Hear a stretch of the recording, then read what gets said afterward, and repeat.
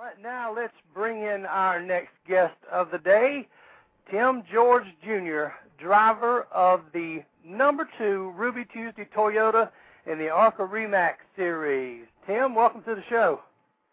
Thanks a lot. Appreciate it. Here in Charlotte, North Carolina, hanging out. I heard that. How are things going for you today?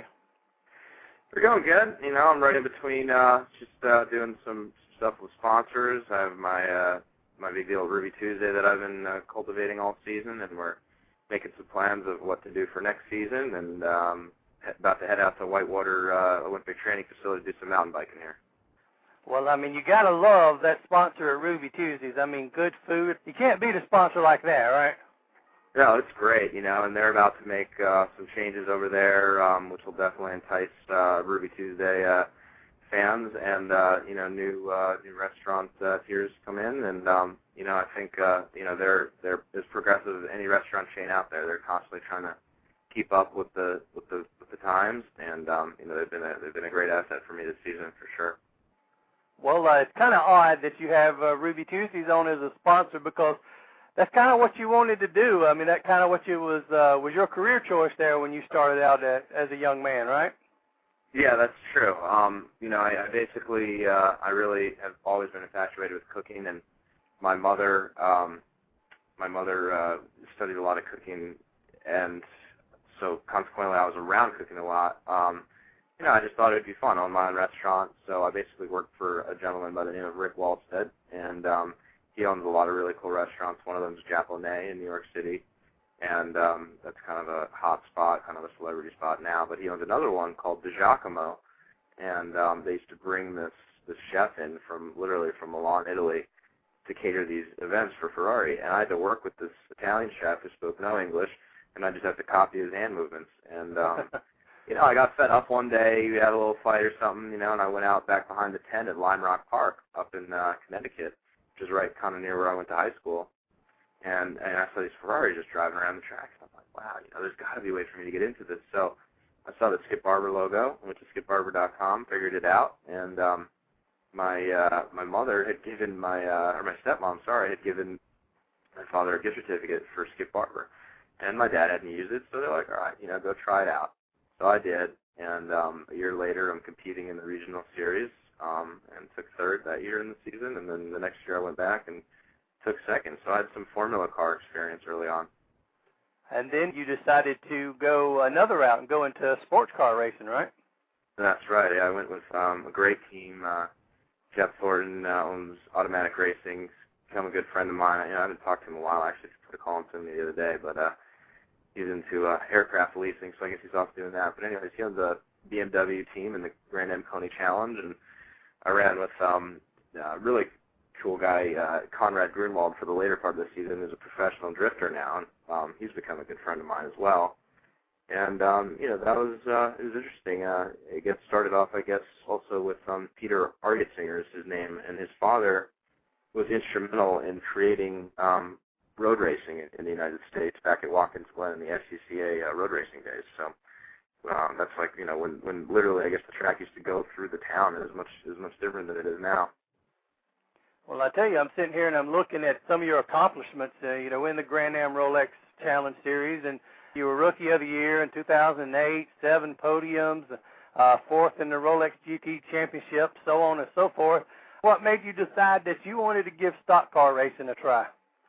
Well, part of it was that transitional period right after sports car racing. You know, I went and worked with this team, the Racers Group. Kevin Buckler owns that team, and he's started some NASCAR efforts, as you guys are probably aware of, TRD Motorsports. Right. And so I'm racing with him, and a good buddy of mine now, and he's definitely a mentor, Andy Lally, was always into stock car racing. And kind of he got me thinking about it a little bit. And then I was working for the market department of TRG as well, and I saw them trying from a business angle how much, you know, more profitable NASCAR could be than other types of racing. So I saw it first from the business seat. And, you know, I really started doing a couple late model races, and wow, you know, this is hard. And then the racing's so much closer, you know. I mean, you can't just pass a guy in one turn. I mean, it literally will take a lap or two sometimes to get the right momentum and to judge the pass right. So for me, it you know, it was more like, a chess game, a strategic thing, and more of a team effort, not necessarily who had the most money. And at the same time, it is a big marketing machine, and it's all encompassing one. It's a neat way to kind of, I felt at the time, and still do, that it kind of packages all what I'm about. About the physical endurance and the fitness part of it, and about the strategic part of it. I'm becoming more and more about the team part of it and learning what it means to be on a team, and just being the driver is just one small aspect of my duty, and then the business side of it. So I see hopefully a great future there for me. Sure. I mean, your future has to look bright. I mean, right now now you're going to head this weekend. You're heading to Berlin Raceway for the next race on July the 25th. What are your thoughts for this race? Well, some short track. I feel like I've been pretty competitive on short tracks. I felt really strong at Toledo. Just challenging people actually with the speed, and I felt pretty good at Mansfield. Unfortunately, I had the best run there, but I feel like short tracks have been a little easy for me to adapt. Not easy, but a little easier than some of the mile-and-a-half tracks to adapt to. And I played Berlin for the first time last week on my simulator, and I couldn't even get full throttle. I mean, there is no straightaway on the deal. I mean, then it's missing a wall. You can drive off into the woods if you're not careful. So that's something I've never experienced in a racetrack before, and in a stock car track in particular. And coming up to some of these dirt races, I'm a little. I'm ready, and as I said, I'll try everything once. I'll try any food you put in front of me. I'll do any type of track. It's the experience, and I'm looking forward for that learning curve. So, man, well, I wish you the best of luck this weekend and throughout the remainder of this your rookie year in ARCA. But before I let you go, Tim, you mentioned at the beginning of the interview about next year putting things together. Have you got things worked out? I'm working right now. I met with Ruby Tuesday literally all day yesterday, and we're trying to put something together this year. Nothing's set in stone yet, and considering some other options. We just pulled on a couple new sponsors as well. Metro Mint Water, really cool company. Chrome Hearts, which is really kind of a clothing and boutique sunglass line, and they kind of fit my personality. And we have a couple other things in the works that we're talking to some people. But as far as series is, I just don't know yet what I'm going to do. I don't think I'm ready for nationwide yet. I'd love to be able to do, however, the Walking the Glen race next year. I was set up to do it this year, and it kind of fell through last minute. But I'm going to go up there and hang out, and I love that track. So hopefully I can get on a road course race or two there.